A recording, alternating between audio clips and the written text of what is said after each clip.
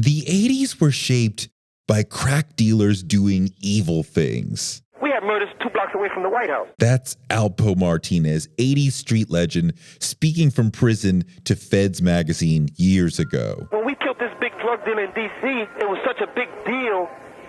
That was such a big thing. This female started running her mouth about a situation that she didn't really know nothing about, and my man got so upset at that he just said, you know what, she gotta go. She talking too much.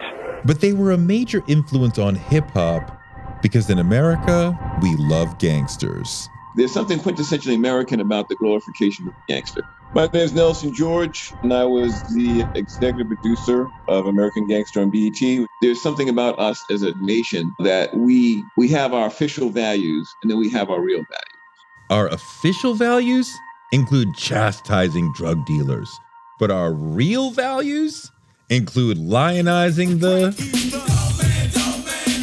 We know they're evil. We know they're hurting the community. We know they're murdering people and ruining lives. But at the same time, many of us are in awe of their outlaw status, their success at evading the law, their propensity for violence, their power in the shadowy underworld. The leaders of the underworld have had a huge impact on hip-hop and on Black America. It turned our world upside down. That's the man himself, Ice Cube. When I had the license really to be able to write the kind of songs that I wanted to write like this, then I went for it, and it was Dopeman was one of the first ones because I just saw the whole record, from start to finish. This is Being Black, the 80s. I'm Torre, and this is a look at an epic decade through the lens of some of the great songs of the era. Not necessarily the best songs, but the songs that speak best to the issues that shaped the 80s. This time, we're diving into N.W.A.'s Dopeman and the drug dealer's influence on Black America in the 80s.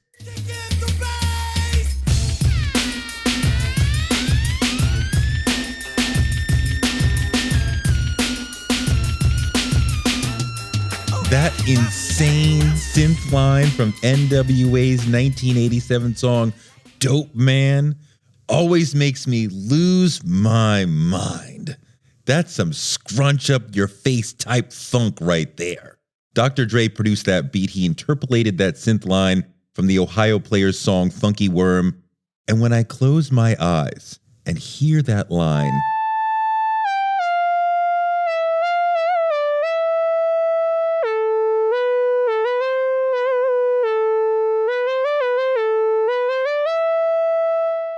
I see that line curving in the air like the letter S, like smoke wafting up and out from a crack pipe.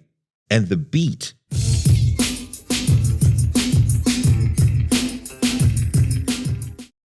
The beat is thumping hard as hell like a crackhead's heart after taking a big hit. At least that's how I hear it. Royce the 5'9" hears it like this. I was thinking of like the defibrillator. Mm-hmm. When it's flatlining. And then it goes straight. You know what I'm saying? Whoa.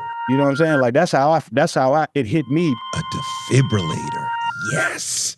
Like the patient is dying, like from a crack overdose before the song even starts. And after Dr. Dre's amazing buildup, here comes Ice Cube playing the part of the drug-slinging dope man who's roaring at the world. It was once said by a man who couldn't quit. Dope man, please can I have another hit? The dope man said, "Cluck, I don't give a shit if your girl." Cube's drug dealer is furious, ruthless, remorseless, and angry.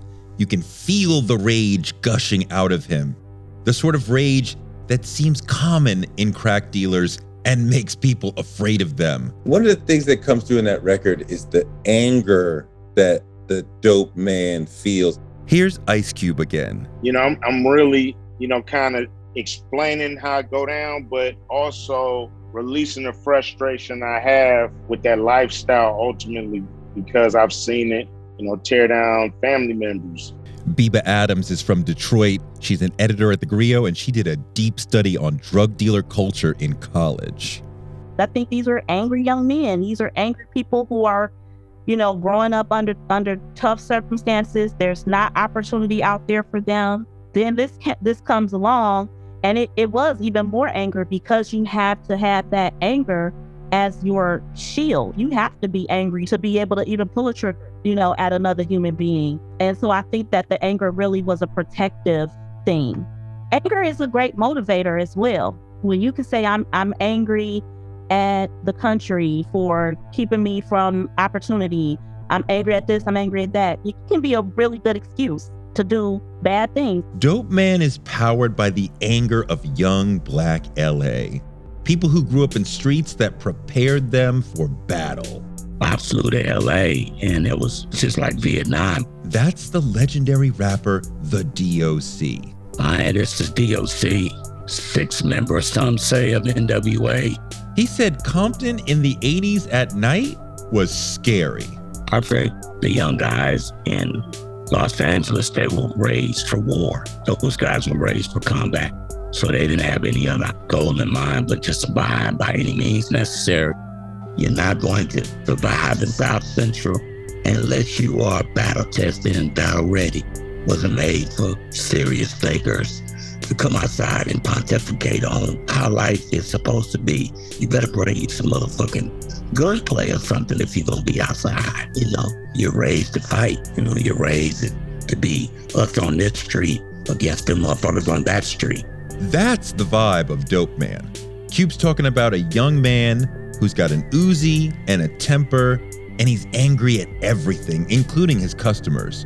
One of the song's biggest ideas is that the crack dealer hates his customers. Living in Compton, California, CA. It's Uzi up your ass if you don't get paid. Nigga begging for credit, he's knocking out teeth. Clocking much dollars on the 1st and 15th.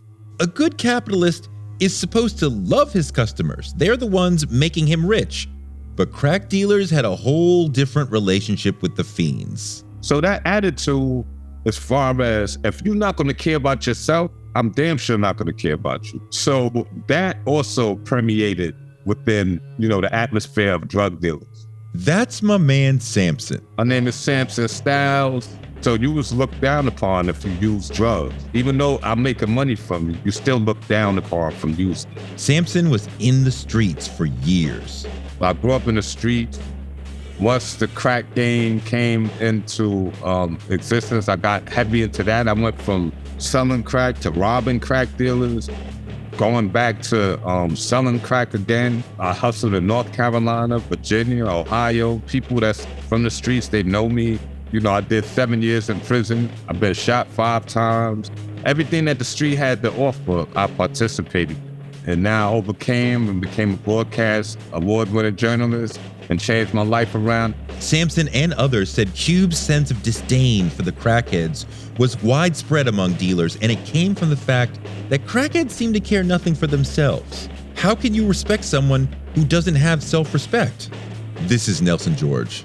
The crackhead was looked down upon and vilified and made fun of. It was a very derogatory way of viewing the customer. In theory, the coke user was someone who had money and was more refined. There's a big difference between a coke dealer from the 70s and a crack dealer. I can speak to this because my father sold cocaine for a long time in Harlem. He used to say his clientele were the kings and queens and heads of state. And that is, cocaine was an expensive drug to use, whereas crack, okay, so if coke is like a fine sirloin steak, crack is McDonald's. So the relationship with the customer is that of a mass market product. Get him in, get him out. In the 80s, the economic structure of Black America led to a handful of crack dealers, most of them young men, holding a massive percentage of the wealth in the community.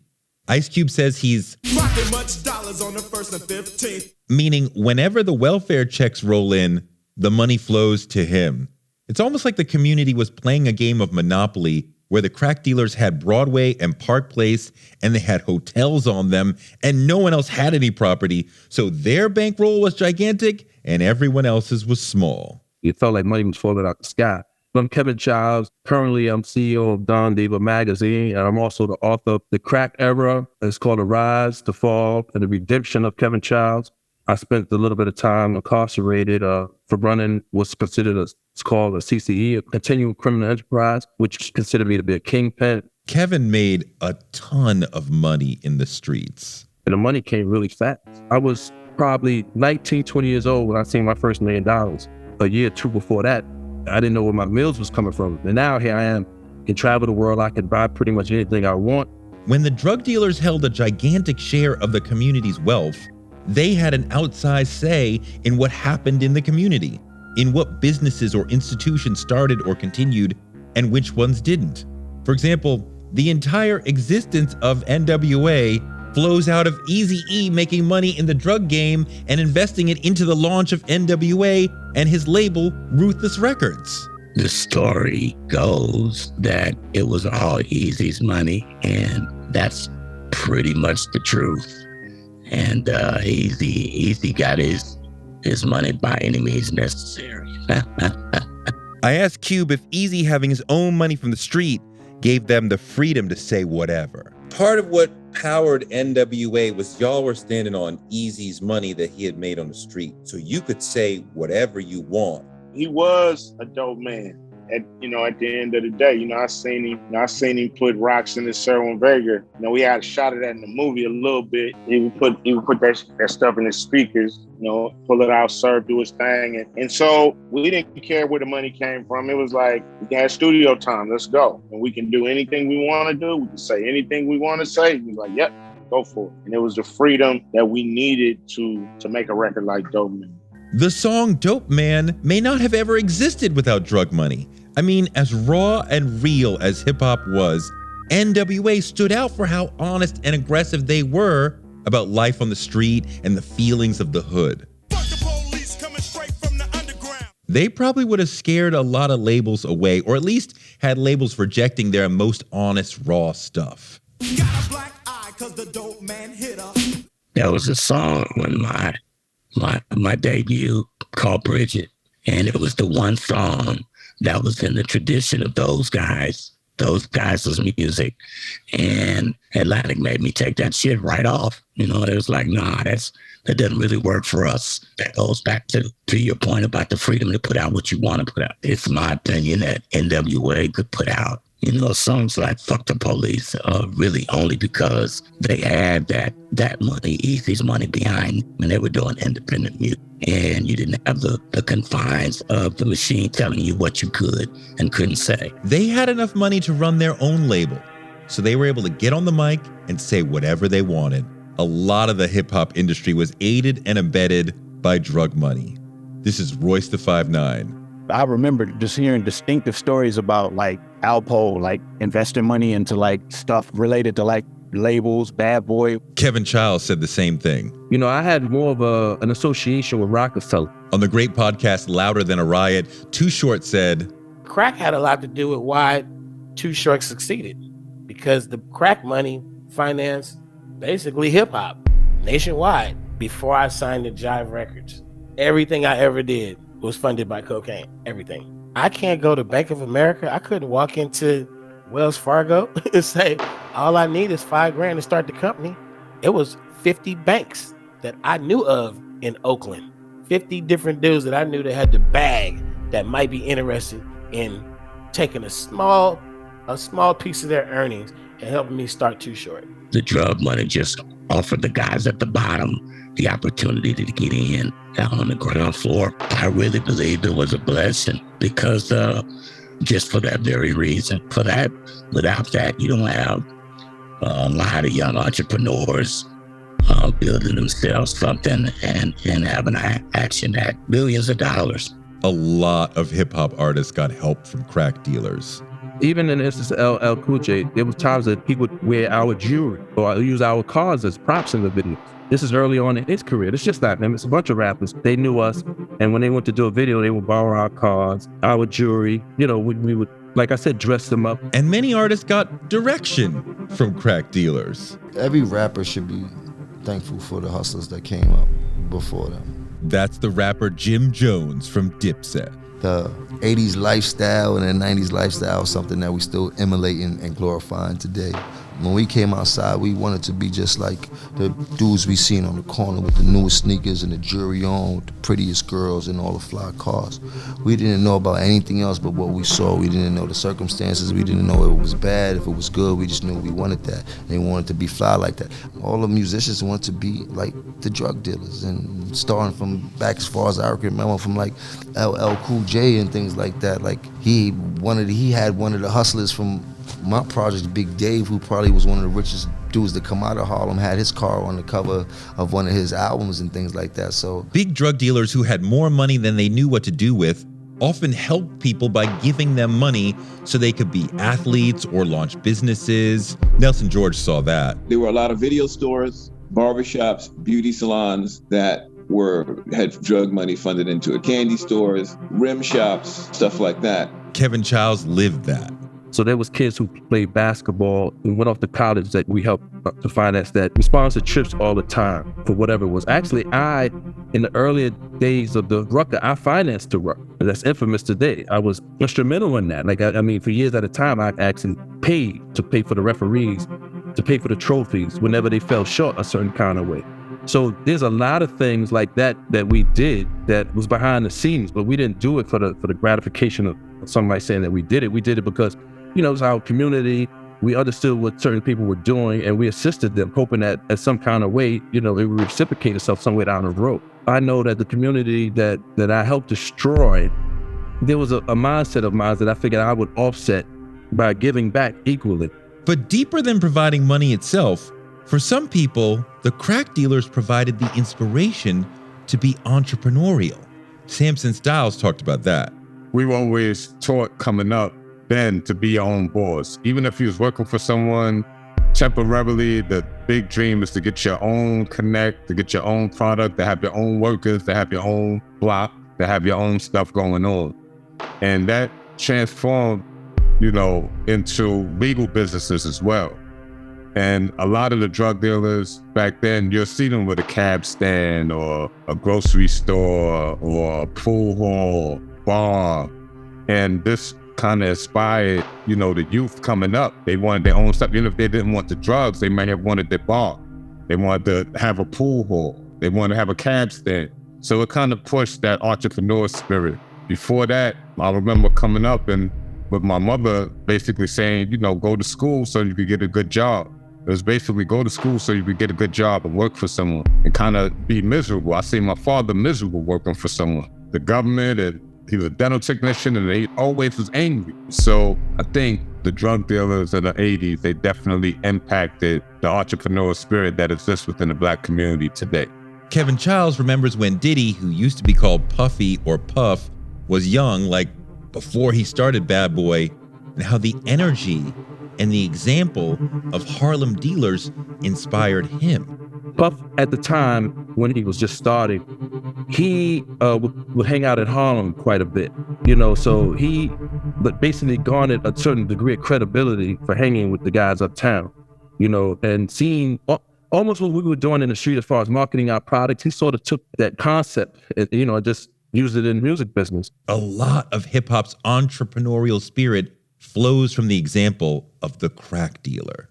But, you know, the people like the Jay-Z's and the Dame Dashes and, you know, the Master P's, the Too Shorts, they all were inspired by the crack epidemic. To say nothing of how hip hop went from rappers in the mid-'80s saying, I see drug dealers, to rappers in the late 80s and 90s saying, I am a drug dealer, or I was a drug dealer. At one point, it was almost like a necessary part of an MC's resume to be able to say he's been a drug dealer. Niggas went from getting on the mic and calling out evil to saying, I am the monster. I am the one who knocks.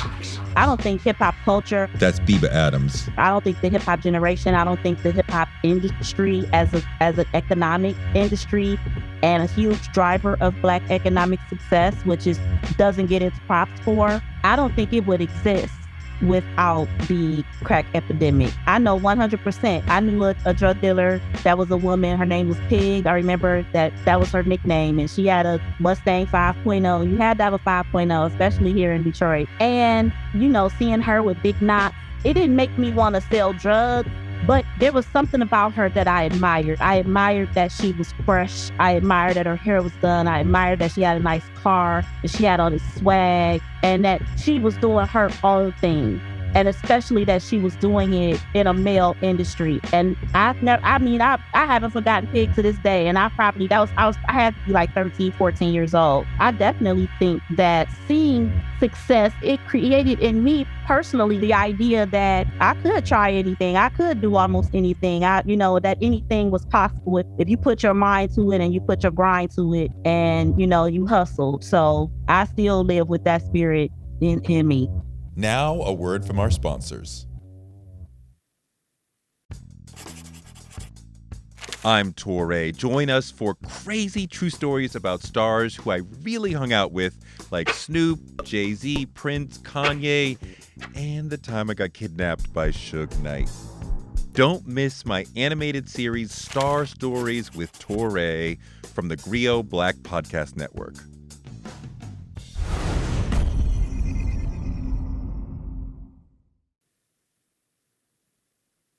It's the 10 crack commandments. Why? In 1997, a decade after N.W.A.'s Dopeman, Biggie dropped 10 crack commandments, laying down the laws of the crack game. Nothing about the game had changed since Cube's day. 10 crack commandments could have dropped in '87, except for one thing.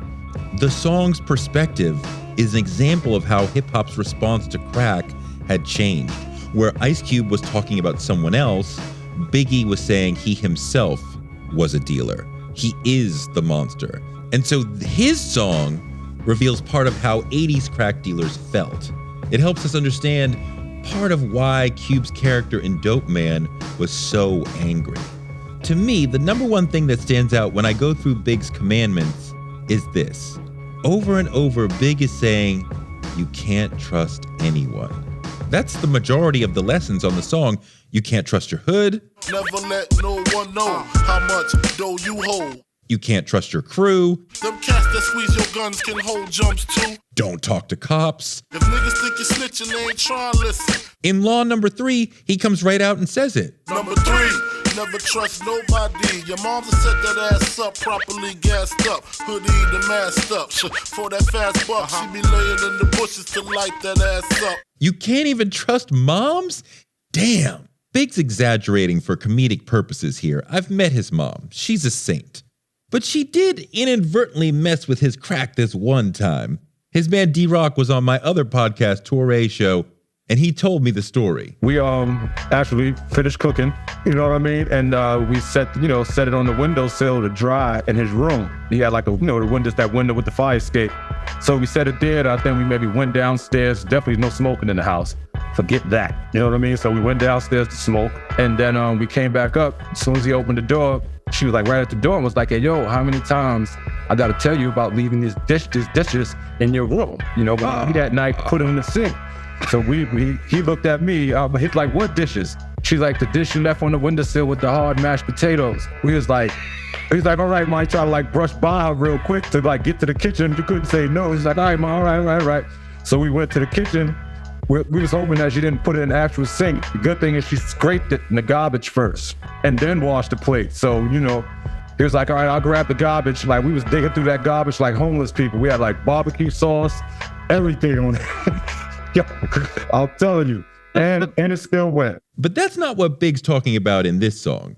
Drug dealers got a lot of money and they can't call the police, so they're a target, and a lot of people are constantly thinking about robbing them. So they had to be distrustful of everyone, including family. A marijuana dealer I know once told me that his blood brother had just taken $250,000 that he had in a safe. And it gets way worse than that. Samson knows all about that. It was people that was kidnapping members of their own family for money and stuff. It brought out the ugliness in a lot of people. So you had to just be on guard at all times. Here's Nelson George again.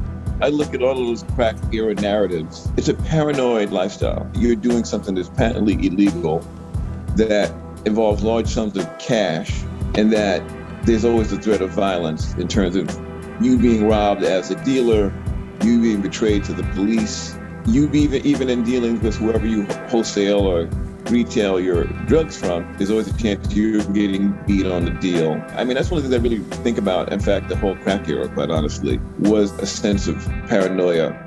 In the 80s, the war on drugs put 1 in 3 young black men in the grip of the criminal justice system at some level. So there were a lot of people in the hood who were incentivized to tell the police things in order to help themselves. Sometimes they told the police the truth, sometimes they lied. So everyone had to be paranoid about who they were talking to and who they were seen talking to. What does it do to a community when so many people are afraid of so many people in the community? In the 10 Crack Commandments, Big is far from angry. He's cool, he's laid back. Really, he seems detached, which is representative of how the crack era brought about a sense of desensitization. The homicide rate went through the roof during the crack era. Between the late 80s and the early 90s, the murder rate in America was higher than it's ever been. So many people got used to seeing dead bodies and mourning people, and many of us grew cold. It happened to Samson. I think the death that happened during the crack era, man, it desensitized majority of people. Majority of people coming up at that time, they know someone or witness someone getting killed, getting murdered. I could count over 100 people that I know personally that passed away, that got murdered, you know, and I can't count how many I've seen with my own eyes. It happened to Kevin Chiles. You know, you could be in a barbershop and somebody could have lost their life, and it's just literally barbershop conversation. This is a casual conversation. You can know someone who was sentenced to 20, 30 years and it just rolls off your mouth like, hey, you know, so-and-so just got 30 years. It's just we just normalized a certain behavior. I think a lot of us live with a lot of trauma, unresolved trauma. The trauma caused by the widespread murder and the ubiquitous fear of murder led to a lot of people becoming very unemotional. You couldn't be like no soft, smiling, happy-go-lucky drug dealer. You just couldn't, right? You had to suppress that. You know, if something made you laugh, you couldn't laugh in public, really. You know, you had to just like, and hold the rest of that in, you know, because people would look at you as that's a weakness. Your favorite song would come on in the club and you couldn't dance, really. You just bop your head and you know, because you got your jury on, you don't want nobody to try you. You got business in the streets going on. You got women that you've seen that you don't want them to think that they could try to set you up to get robbed because they have to know that there's severe consequences. So it robbed you of your soul, and then it created this image that really, it was a false image because people held that they contained their true feeling, right? So, you know, being hardened at that time, that's what was also glorified. You know, not laughing, oh, he's serious. That impulse to be unemotional traveled throughout the generation, far beyond the crack dealers. I mean, so many black male role models were unemotional, were dead serious. And that's what we thought being a man was. And that stunted the emotional development of a whole generation of black men. It happened to me. It happened to Royce the 5'9". It had an effect on me for sure. I mean, what it is it's just suppressing feelings. So after you suppress them for so long, I know, speaking to me, I suppressed them for so long that it just became like a reaction, just like a go-to. It's like a trigger. So I got to a point where I felt like nothing bothered me. And by the time I got to my grandma's funeral in 97, I remember sitting there and I couldn't cry. I was looking at everybody else crying and I was thinking to myself, I want to cry. Why am I not crying? I know I look crazy. How come everybody else is crying and I'm not crying? And I was trying to find it and I couldn't find it. You know what I mean? It was like, I don't know if I was numb or if I just tucked it away so many times that I lost the ability to be able to feel in that way. And it never goes anywhere. You're just taking it and you're putting it somewhere, but it comes back in many ways. You know what I mean? Mine came back in the form of alcoholism and all kinds of just trauma. Both Biggie and Eazy-E died far too young. Big was murdered on the streets. Eazy died of AIDS. Their deaths are part of the trauma we all dealt with.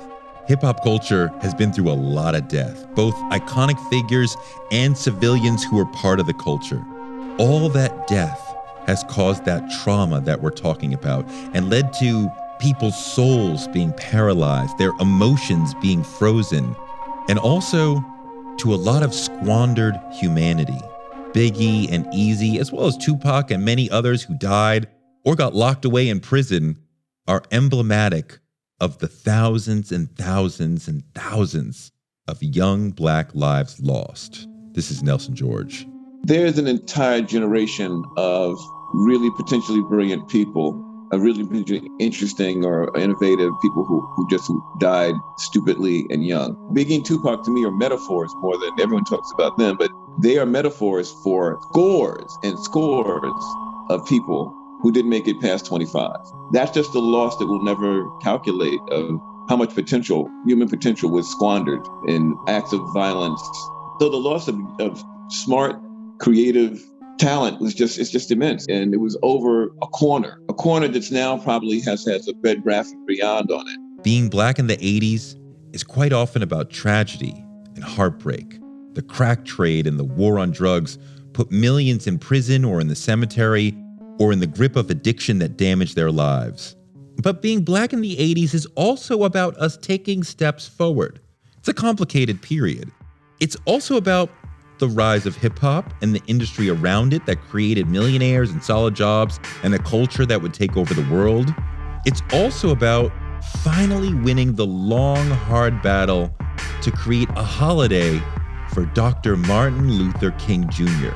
That's why Stevie Wonder's song Happy Birthday is the subject of our next episode of Being Black in the 80s. I'm Touré, and this was Being Black, the 80s. The next episode of this show is already available, and soon we'll be back with Being Black, the 70s. This podcast was produced by me, Touré, and Jesse Cannon, and scored by Will Brooks, with additional production by Brian DeMiglio and executive production from Regina Griffin. Thank you for listening to this podcast from the Grio Black Podcast Network.